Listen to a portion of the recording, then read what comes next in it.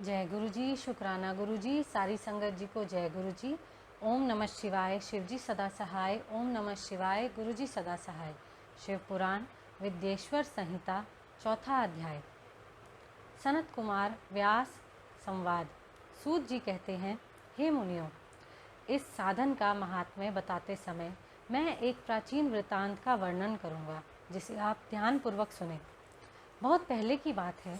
पराशर मुनि के पुत्र मेरे गुरु व्यास देव जी सरस्वती नदी के तट पर तपस्या कर रहे थे। एक दिन सूर्य के समान तेजस्वी विमान से यात्रा करते हुए भगवान सनत कुमार वहां जा पहुँचे। मेरे गुरु ध्यान में मग्न थे। जागने पर अपने सामने सनत कुमार जी को देखकर वे बड़ी तेजी से उठे और उनके चरणों का स्पर्श कर उन्हें अर्घ्य देकर योग्य आसन पर विराजमान किया। प्रसन्न होकर सनत कुमार जी गंभीर वाणी में बोले, मुनि, तुम सत्य का चिंतन करो। सत्य तत्व का चिंतन ही श्रेय प्राप्ति का मार्ग है। इसी से कल्याण का मार्ग प्रशस्त होता है। यही कल्याणकारी है। यह जब जीवन में आ जाता है तो सब सुंदर हो जाता है। सत्य का अर्थ है सदैव रहने वाला।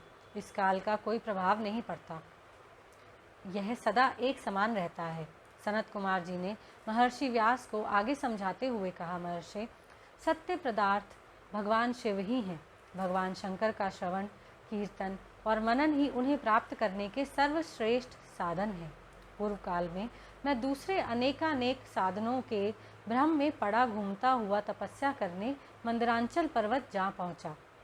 कुछ समय बाद महेश्वर शिव की आज्ञा से सबके साक्षी तथा शिव गणों के स्वामी नंदीकेश्वर वहां आए और स्नेहपूर्वक मुक्ति का साधन बताते हुए बोले, भगवान शंकर का श्रवण, कीर्तन और मनन ही मुक्ति का स्तोत्र है। यह बात मुझे स्वयं देवादिदेव भगवान शिव ने बताई है। अतः तुम इन्हीं साधनों का अनुष्ठान करो। व्यास जी से ऐसा कहकर